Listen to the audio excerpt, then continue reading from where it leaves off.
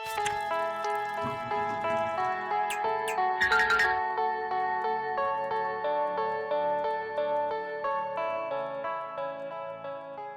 up, nerds? My name is Leslie. Welcome back to the Nerdy Narrative, a channel where I talk about all sorts of fun, bookish things in the science fiction, fantasy, and horror genres.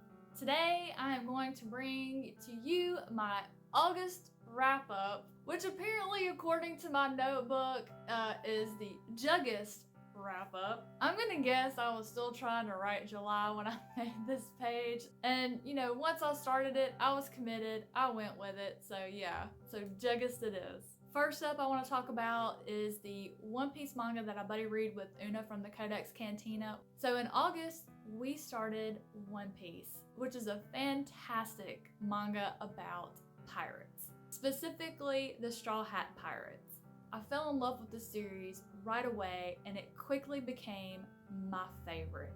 The first 23 volumes are known as the Alabasta arc, and so in these volumes we meet Luffy as a little boy, and Luffy's dream is to become king of the pirates.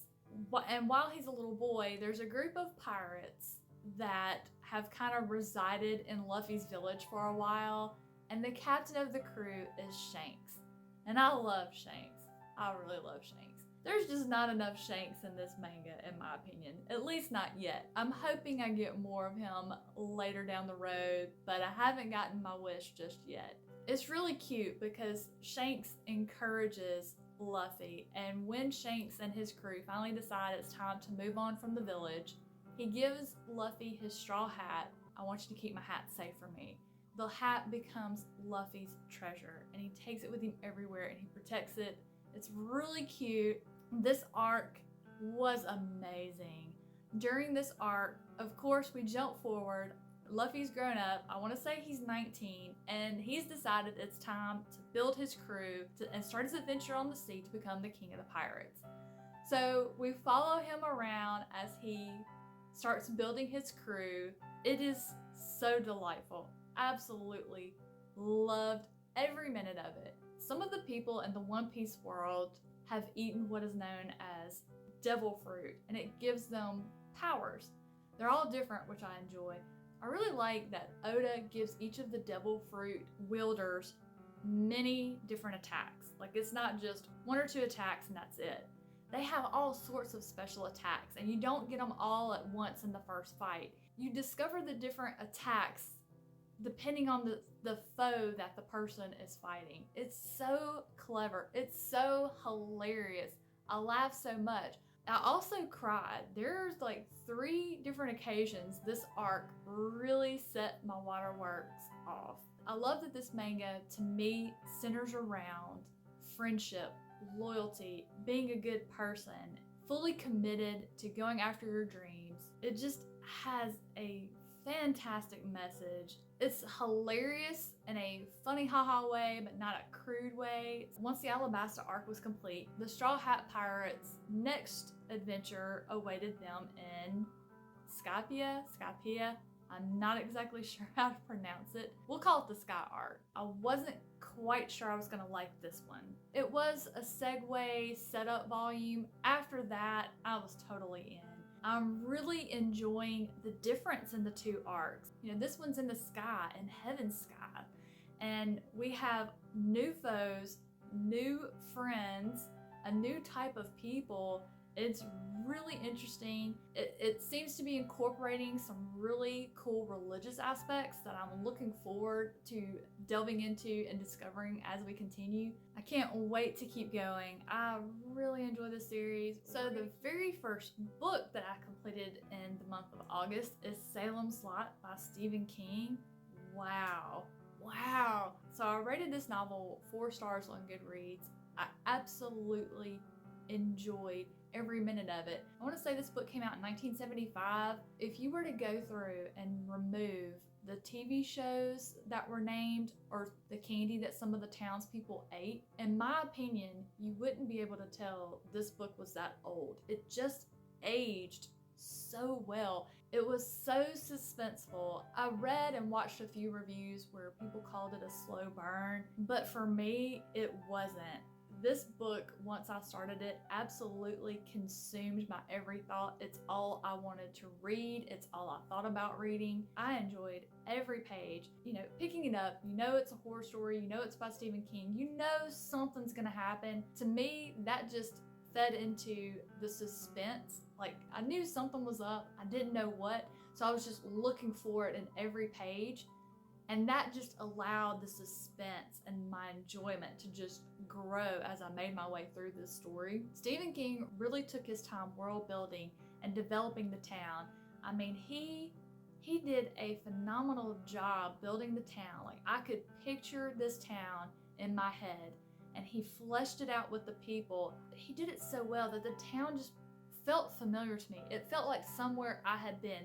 The townspeople felt like people I knew and had an emotional connection to. So when stuff went south, I was absolutely on the edge of my seat, just completely enraptured in what was going on. It was a fantastic read. I enjoyed it very, very much. I can't wait to continue my journey through Stephen King's work. I also recommend that you don't read the description on the back. Go into it blind. It was more of a suspense thriller type of book to me rather than horror. But with saying that, I am not gonna lie to you and say that I didn't get creeped out, a little scared, and maybe a night or two of bad dreams. So the next couple that I want to talk to you about are comics that I picked up and knocked out. I was graciously given advanced access to the 6th issue of the Invasion from Planet Russelltopia comic series, which, if you haven't read it, please do. It is so enjoyable. It's on Comixology. I promise you, if you read the first one, you're gonna sit there and binge all 6.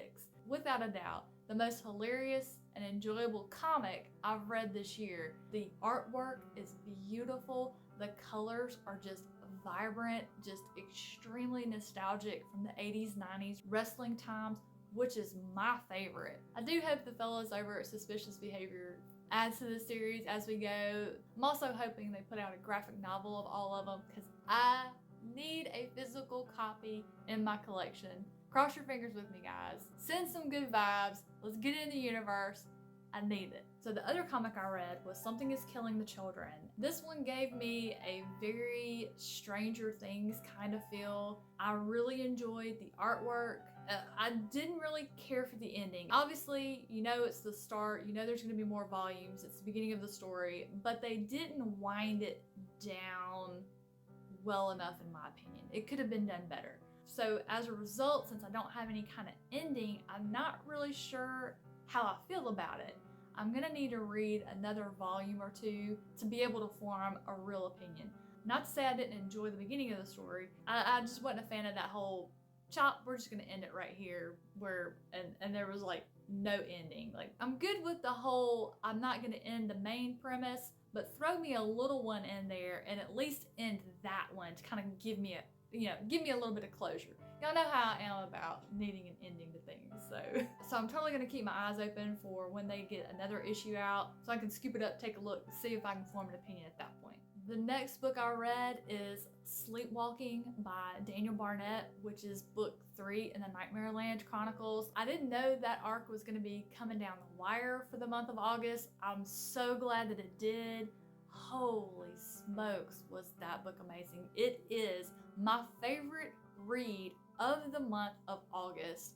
No contest. Salems Lot was the clear winner until I got my hands on Sleepwalking, which blew it out of the water in my opinion. Sleepwalking just solidified that the Nightmareland Chronicles are my favorite horror series to date. I did do a dedicated review for that one, so I'm not going to take a whole lot of your time here with it. I'll put the link up in the cards for you so you can take a look and see what you think. And it also includes a giveaway that I'm doing for the month of October, so definitely check it out if you haven't watched it yet. So the final book that I completed for the month of August is A Hero's Downfall, which is the first book of the Story of Evil trilogy by Tony Johnson. I loved this book. I loved it so much, I gave it 4 stars on Goodreads. I can't think of a better way to say it except it was a refreshingly simplified fantasy novel. There has to be a better way to say that. Let's see if I can do better. It wasn't so complicated that I was getting lost in explanations and descriptions. It was a very fast-paced, action-packed, easy-flowing story. It's very different from all the other fantasy novels I've read lately. This one would be a fantastic introduction to fantasy for someone who's never read the genre, who may be interested. I just loved how different it was. It wasn't a farm boy trope. We start out, main character, he's already a warrior. He's already a freaking amazing warrior. And his name is Steve. No craziness, no weird combination of letters you've never seen before. His name is Steve. I mean, that right there, I absolutely love. Another really awesome thing that I wish more authors would do, at the very beginning of the book, the author includes a summary about each of the characters of the book. He tells you what they look like, how tall they are, tells you a little blurb about them, which was insanely helpful. The story just starts out with the action. There was no build-up of world building, character development, and warning signs and prophecies. No, it starts out, the bad guy comes and he brings devastation with him. He is just decimating, and it was just bloody fantastic. I mean, it is your story of good and evil. You got the good god who created the humanoids, dwarves, elves, humans, and then you have your bad god who created the monsters, you know, like dire wolves and orcs, griffins, all of the monsters. The magic system in this world is also interesting. If you're able to wield magic, it means you can manipulate 1 to 2 of the elements, fire, earth, water, that sort of thing. But there's one person on each side of good and evil that can wield all 5.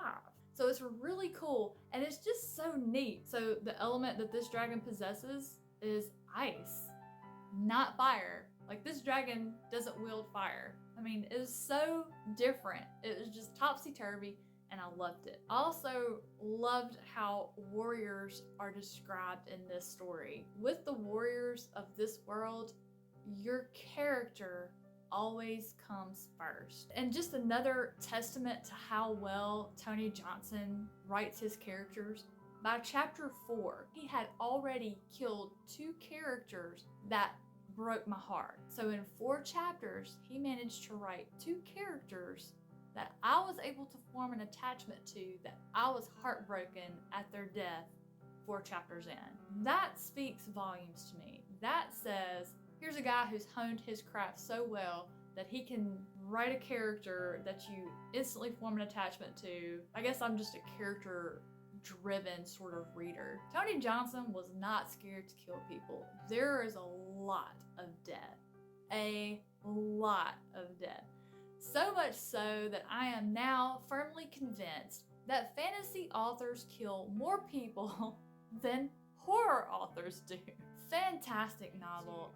And to bring the wrap up to a close, I did read 3 short stories. I'm a longtime fan and subscriber of the Codex Cantina. I started developing an interest in one of the authors they've covered, Leo Tolstoy. So I was speaking to Una about it. I told him about a book by Tolstoy I was interested in reading, and he said, well, before you do that, let me recommend you this short story to go and read. And he recommended Two Deer by Leo Tolstoy. It is a hilarious short story that just kind of showcases the stupidity of governing officials sometimes. We have a man who commits a murder. The sentence is death. But the little kinglet, he doesn't want to pay the expense to have an executioner come and execute the criminal. He gets together a committee, a council, and they're like, what are we going to do? So they're like, well, we're going to throw this guy in prison for the rest of his life. All right, so they do that. Some time passes. One of the accountants for the kinglet is like, dude, we are shelling out like 600 francs a month to feed this dude and keep him set up in this prison, because they really didn't have a prison set up for lifetime prisoners. So they had to make one, which meant they also had to pay a guard to be there at all times, and then they had to feed the guy. And so he's like, man, we're spending that much money on this guy a month? He's like, well, this won't do. We need to save this money and figure out something else. So they get together another committee, another council, and they're like, well, now what are we gonna do? We're gonna get rid of the guard and we're not gonna take food to him anymore. We're just gonna hope he runs off. Well, what's funny about that is the criminal doesn't leave.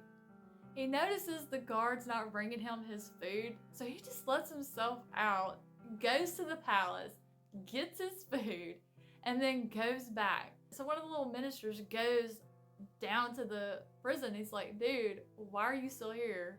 Why didn't you leave? He's like, why would I leave? You know, this sentence has ruined my character. I can't make a living for myself at this point. So we get another committee and a council, and they decide they're gonna pay this criminal a monthly stipend. So they decide to pay him 600 francs a month, which, if that sounds familiar to you, that's how much it costs to enact his lifetime sentence. The guy ends up like moving off, but he comes back every month to get his money, because why wouldn't he? So the moral of the story is, there are a lot of villages missing their idiots. So the next one I read because the Codex Cantina uploaded a video called A Grain as Big as a Hen's Egg. For some reason, I don't know why I never thought of it before, but when they mentioned in the beginning of their video that there was a link to read the story for free online in the description box, paused the video, so I clicked the link, read the short story, and then went back to watch the video, so I could more actively participate in listening to the analysis and discussion of it. I'm going to link their video below. It was a really enjoyable story where, once again, Tolstoy seemed to me to be poking fun at authoritative figures. So I was talking to Una about it, and I was like, so is this kind of his format? Is this what he does? And he said, well, no. What you've read is time where he was writing with a religious slant to it. This was pre 1880. And so I said, well, what's something I can read after? So he recommended God Sees the Truth But Waits. And wow, that was a very, very different type of story from the other two.